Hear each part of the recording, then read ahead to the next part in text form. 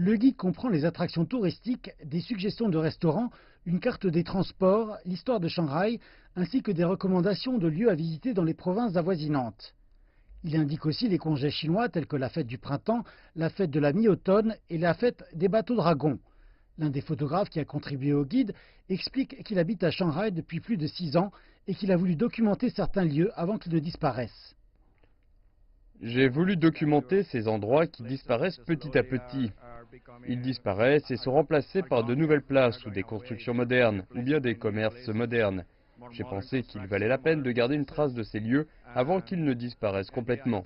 Vous pouvez constater chaque jour que la ville change très rapidement. La directrice de l'Institut Cervantes a dit que de nombreuses personnes pouvaient être familières des gratte-ciels de Lujiazui et du Bund, mais que la ville possède un grand nombre de galeries et de musées qui valent aussi la peine d'être visités.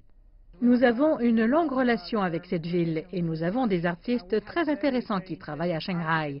C'est pourquoi nous avons une partie spécifiquement dédiée à l'Espagne et Shanghai. Nous pouvons dire qu'à présent en Chine, il est très important d'apprendre à parler l'espagnol. Nous avons de nombreux étudiants à Beijing et nous espérons à l'avenir avoir davantage d'étudiants à Shanghai. Le guide est en téléchargement gratuit sur le site web de l'Institut Cervantes. Il est aussi disponible à Anfulu, à Shanghai. Pendant la cérémonie de lancement, une exposition de photographie a été dévoilée. Elle comprend des œuvres des photographes du guide et durera jusqu'au 23 mars. La bibliothèque Miguel de Cervantes de Shanghai est une bibliothèque liée à l'Institut Cervantes et au Consulat général d'Espagne à Shanghai. Elle organise divers forums culturels et événements visant à mettre en valeur les cultures des pays hispanophones.